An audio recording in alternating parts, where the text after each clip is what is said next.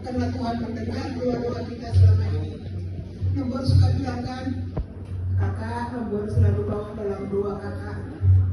Puji Tuhan, terus puji Tuhan. Juga Joe yang mana, jangan pernah capek. Terus nanti sampai melahirkan kakak sehat, ya. Nombor hanya bisa bicara, nombor sudah tua tidak bisa lagi melihat kanan ke sana kan. Puji Tuhan namanya. Terima kasih.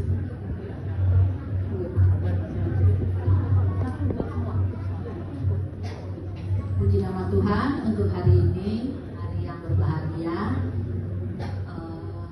Gak kerasa ya, biarpun lama 8 tahun kemudian, tidak ada yang terlambat kata Tuhan. Semoga 3 bulan ke depan kita sehat.